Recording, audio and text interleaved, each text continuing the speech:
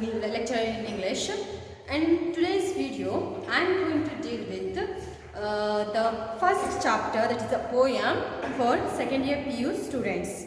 So before going to the poem, I would like to discuss something with you, and that is related to the poem also. So you may have heard about some legendary love stories, some classical love stories. You may have heard about some stories, love stories.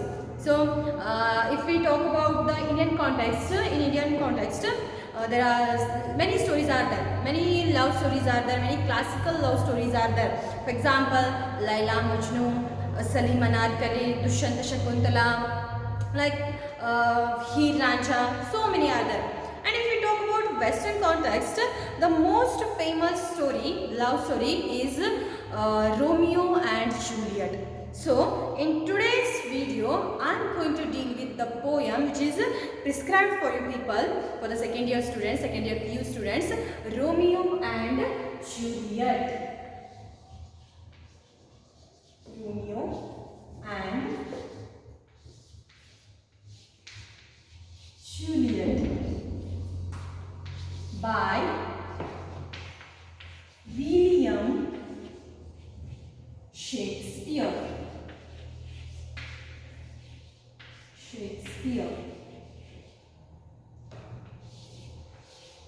So before going to the poem Romeo and Juliet, I would like to tell something about the poet William Shakespeare.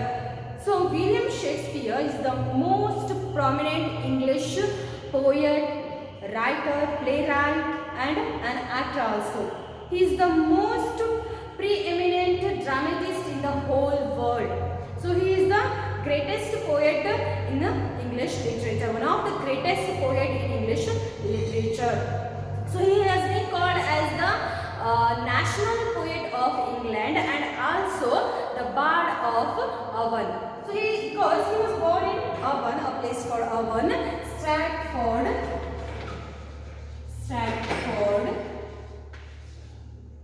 upon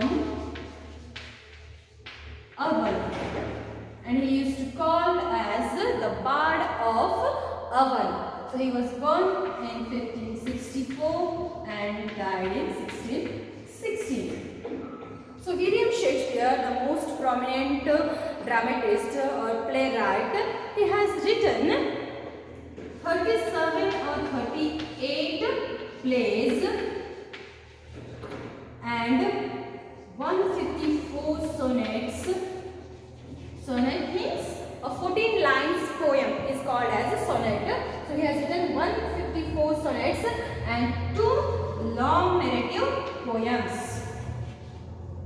So William Shakespeare, he is mainly known for, or he was well known for his dramas or plays which is performed on the stage.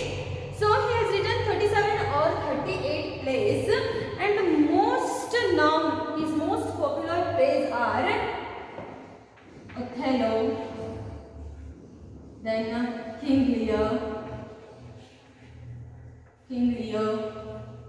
then Hamlet and Macbeth.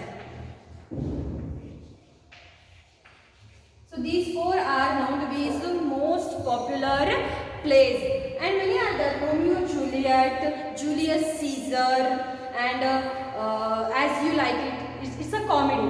So his plays has been divided into four types, that is histories, then tragedies, comedies and tragic comedies. In history, his plays which is called as the histories, it's about the kings and their achievements, their ruling, all those things. In histories, he has written Henry IV, Henry VI, Richard II, Richard III, like that.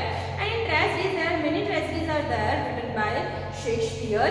And his tragedies are Othello, King Lear, Hamlet, Macbeth, Romeo and Juliet, Julius Caesar, like that. Many others are there. And then comedies, As You Like It, Much Ado About Nothing, and many more. And then tragic comedies. What is tragic comedies? The comedies which have some tragic elements. Tragic means some sad elements. So they are called as tragic comedies. So Shakespeare is a well-known prominent English writer. He had a elementary education. He was not a degree holder or he received any degrees. It's not like that. He never received higher education. He got only the elementary education. Just he knows how to read and write, that much only he knows. But in today's world, there are no university who won't study about or studies on William Shakespeare. So he is the well prominent writer, English writer, English poet, and the most preeminent dramatist in the whole world. And his many plays has been translated into many languages, many living languages in the whole world, and many of his plays has been come into the form of movies also. Like Hamlet, in Bollywood, in Hindi, they have made a movie on which is based on Hamlet. The movie's name is Hyder. So Hyder, and that movie is based on Shakespeare's play Hamlet. So many movies has been come across which is based on his plays, and his plays has been translated to many living languages in the whole world, and many people and in Indian context, what we used to do, we used to compare Shakespeare with the greatest ancient poet of India, Kalidasa. So the Kalidasa used to compare with the Shakespeare, and Shakespeare used to compare with the Kalidasa. So that much prominent or the well-known writer or poet or playwright is William Shakespeare. So everyone knows about William Shakespeare, and everyone wants to or loves to read his works. So this is all about William Shakespeare. Now we will go towards the poem Romeo and Juliet. So before going to the poem, we will discuss about the background of the poem. So in background, there are two rival families in the place called Verona. Two rival families. Rival means enemy families. Enemies. They are enemies. One is Capulets and another is Montegos. Capulets and Montegos. These two are the rival families or enemy families in a place called Verona, and Romeo and Juliet belongs to these two rival families. So Juliet belongs to this Capulets family, and Romeo belongs to this Montegos family. So Capulets and Montegos are the two rival means enemy families of Verona, and this Juliet, she belongs to the Capulets family, and Romeo, he belongs to the Montegos family. Once what happened, this Capulet, Lord Capulet, the father of Juliet, he arranged a grand supper. He arranged a grand supper.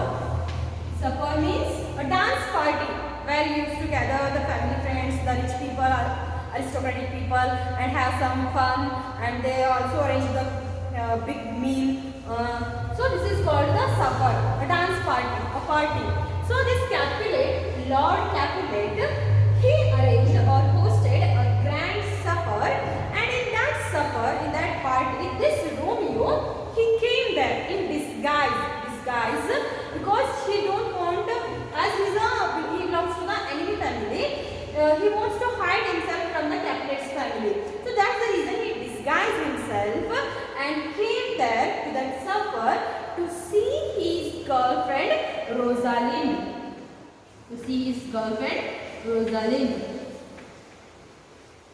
So Romeo came to that party to see his girlfriend Rosalind with disguise, and in that supper, in that party, what happened?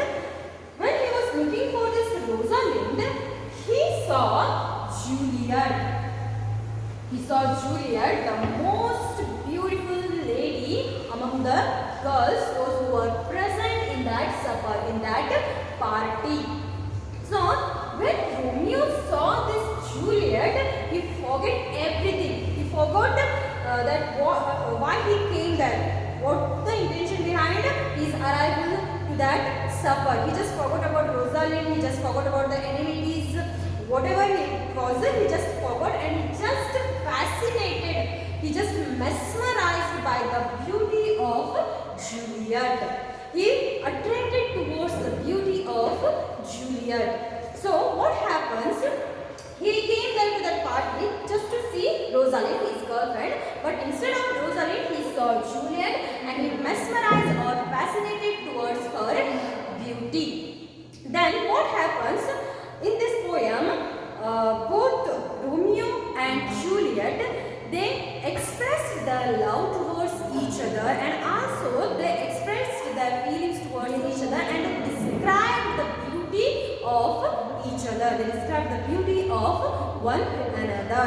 So in this poem, the poet William Shakespeare, he goes on expressing, he goes on describing how the Romeo and Juliet, they expressed their feelings, their love towards each other, and as well they expressed how these two, Romeo and Juliet, they expressed or described the beauty of each other. So we see the poem. In the first stanza, the poet describes how Romeo expressed his feelings or how he described the beauty of Juliet. So as the poet writes, "Oh, she doth teach the daughters to burn bright. It seems she hangs upon the cheek of night as a rich jewel in an Ethiop's ear. Beauty too rich for use, for earth too dear. So shows a snowy dove trooping with crows, as yonder lady over her fellows shows. The maid so done, I will watch her place of stand, and touching hers, make blessed my rude hand. Did my heart love till now? Forswear its sight, for I never saw true beauty till this night." So these are the words or lines described by the poet William Shakespeare, and these things are said by Romeo to Juliet. In this poem, he described his feelings towards Juliet, as well as he described the beauty of this Juliet.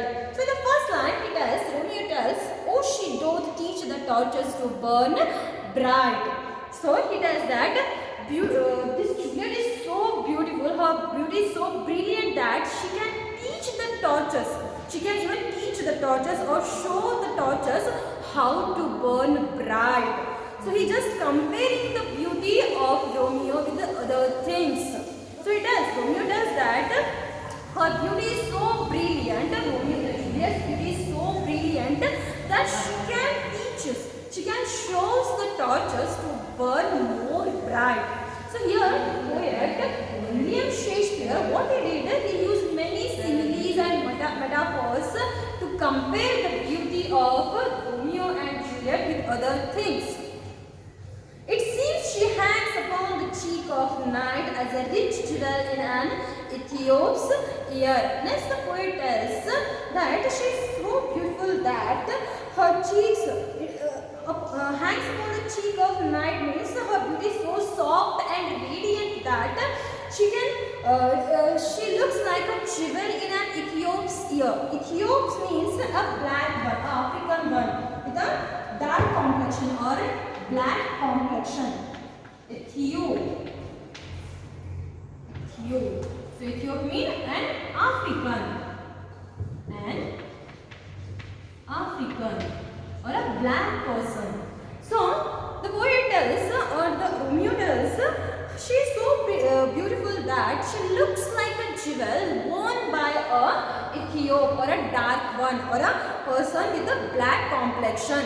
So her beauty is so soft and so radiant that she looks like a jewel. She looks like a diamond worn by Ethiop, an African or a person with a black complexion. Beauty too rich for use, for earth too dear. So her beauty is so rich that it's a priceless one. No one can buy her beauty. It's too expensive to the living things like us on this earth. So she is so beautiful that her beauty is priceless. Like this, Romeo used to describe the beauty of Juliet. So shows a snowy dove trooping with crows. Then further he describes that she is like a white dove among the trooping crows. Means he compared here Juliet to a white dove, white snowy dove, and he compares the other ladies, those who were there surrounded to Juliet. He compared those other ladies to the crows. He tells that the other ladies are like just like crows, and Juliet is a white snowy dove. So she is that much of beautiful. So here he explains that she is a snowy dove trooping among the crows. As yonder lady over her fellow shows. So as over there in the dance party, over there she was wandering around her friends, the other girls, and she just looked like a snowy dove, and the other girls, they were just looking like crows in front of her. And he wants, after the major done means after the dance, soon after the dance ends, he wants to go there. He watches where Juliet is, and he wanted to go towards her place of stand and touching hers. So he wanted to go towards Juliet, and he wanted to touch her soft beautiful hands, and after touching her soft beautiful hands, he wanted to bless his rude hands. So it tells that as she is a beautiful girl, as she is a soft white pure dove, I just wanted to touch her beautiful hands, and by touching her beautiful hands, I just want to make my rude hand, my rough hand blessed. Next it tells, did my heart love till now? He questions himself. Did my heart love till now? For swear its sight, for I never saw true beauty till this night. He tells himself, he asks a question to himself. I never saw a true love until this night. So my heart loved many. I have came across many girls, but till this night I have never ever seen such beauty like Juliet. So did my heart love till now? Love till now, for swear its sight, for I never saw true beauty till this night. So this is the true love. Now whatever feelings I am having towards Juliet, these are the true love. These are the true feelings. And this is the true beauty I have ever seen in my whole life. So this way, Romeo, he expressed his love, his feelings towards Juliet, as well as he described the radiant soft beauty of Juliet. So after this, what happens? They both of them, Romeo and Juliet, they fall in love with each other. They used to meet every night because as they belongs to the enemy families, they used to meet at night by hiding from everyone. What happened? The family of Capulet, they came to know about the affair between Romeo and Juliet. So there was a fight between Romeo and the brother of Juliet. So Romeo fought with the brother of Juliet, Juliet's brother, because as they came to know about Juliet having an affair with Romeo, and as Romeo belongs to the enemy family, the Montagues family, they didn't accept their relationship, they didn't accept their love. So there was a small fight between Romeo and Juliet's brother, and in that fight, Romeo, even though he was not willing, but accidentally he killed Juliet's brother. Accidentally he killed Juliet's brother, and in guilt he left the place Verona. So he left the place Verona, and then Juliet, she tells in the next stanza or paragraph, come night, come Romeo, come thou day in night, for thou wilt lie upon the wings of night, whiter than new snow on a raven's back. Come gentle night, come loving black-browed night. Kill me my Romeo, and when I shall die, take him and cut him out in little stars, and he will make the face of heaven so fine that all the world will be in love with night and pay no worship to the garish sun. So these are the lines expressed by Juliet towards Romeo, for Romeo. So Juliet tells, as it's a night, she calls the Romeo because he was left Verona in guilt because he has killed Romeo, Juliet's brother. So he left Verona, and what Juliet she does, she calls the night because come night, come Romeo, come though day in night. So she calls the night so she can meet her beloved Romeo. So she calls night, come gentle night, so that I can meet my beloved, my dear Romeo. And she also compares here Romeo to the bright day during the night. So she describes the charming beauty of Romeo. Romeo is so charming, that so handsome that he is compared with the day, bright day during the dark night. For though winds lie upon the wings of night, whiter than new snow on a raven's back. So she tells Romeo is so charming, he is so handsome that he is like a new snow on a raven's back. Raven is a black bird. It's a black bird, and when a small drop of snow falls upon the wings of that raven, it looks so bright. And this Romeo is compared with that white snow, to that new snow on that black bird. So he is so beautiful, he is so handsome, he is so charming that he is compared to the new snow, the fresh snow on the raven's back, on the wings of that raven. Come gentle night, come loving black broad night, give me my Romeo, and when I shall die, take him and cut him out in little stars. So she calls the gentle night as she can meet her beloved Romeo, and also here's what she does. She appeals to the God. She appeals to the God saying that when I shall die, when we both die, just cut means here just to transform, just to convert my dear Romeo into millions of little stars. So when we die, no? So just cut him, dear God.